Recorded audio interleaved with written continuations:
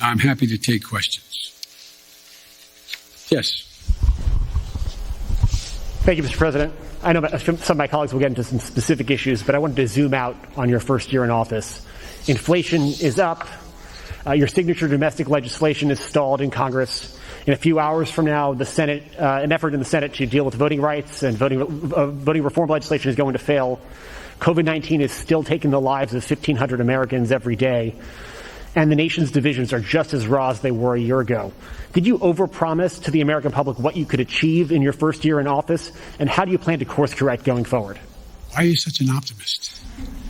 Look, I didn't overpromise, but I have probably outperformed what anybody thought would happen. The fact of the matter is that we're in a situation where we have made enormous progress. You mentioned the number of deaths from COVID. Well, it was 3 times that not long ago.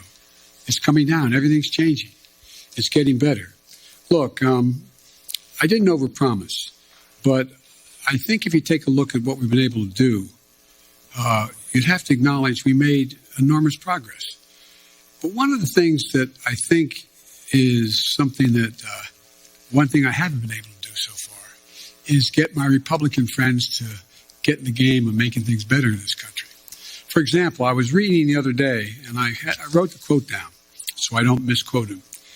A quote from Senator Sununu when he decided that he wasn't going, Governor Sununu, when he decided he wasn't going to run for the Senate in New Hampshire. Here's what he said.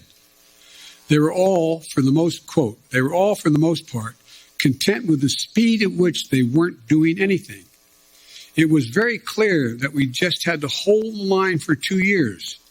Okay, so I'm just going to be a roadblock for the next 2 years? That's not what I do, Sununu said.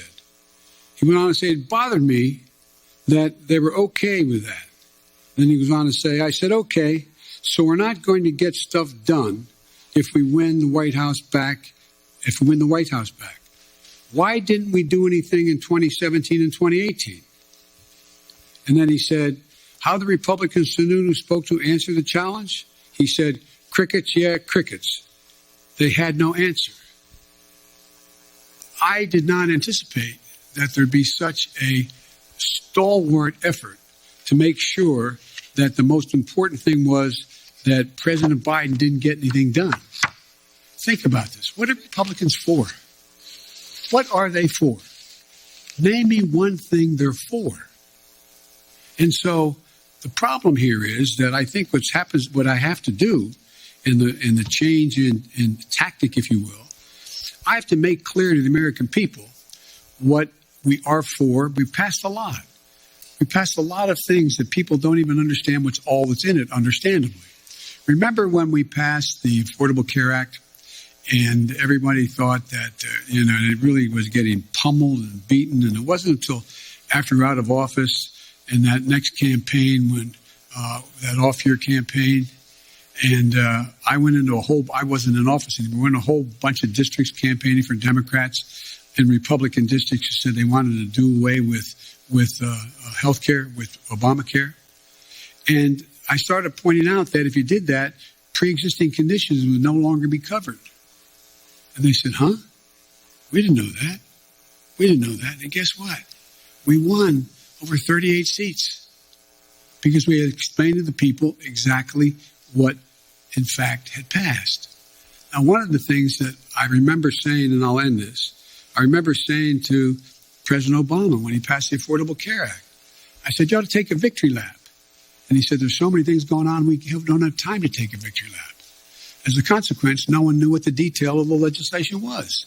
They don't know a lot of the detail of what we passed. So the difference is I'm going to be out on the road a lot, making the case around the country with my colleagues who are up for re-election and others, making the case of what we did do and what we want to do, what we need to do. And so I don't think I've overpromised at all, and I'm going to stay on this track. One of the things that I remember, and I'll end this, I was talking with, Jim Clyburn, who was a great help to me in the campaign in South Carolina. And Jim said, and when he endorsed me, and there was a clip on television in the last couple of days of Jim, and it said that we want to make things accessible and affordable for all Americans. That's healthcare. That's education. That's prescription drugs. That's making sure you have access to all the things that everybody else has. We can afford to do that. We can't afford not to do it. So I tell my Republican friends, here I come. This is going to be about what are you for? What are you for? And I lay out what we're for. If you enjoyed this video, hit like and subscribe to our channel so you'll be sure to see similar videos from BlazeTV with the added bonus of signaling YouTube that your voice and opinion still matters. And if you're looking for more great conservative content, check out one of the 2 videos suggested here.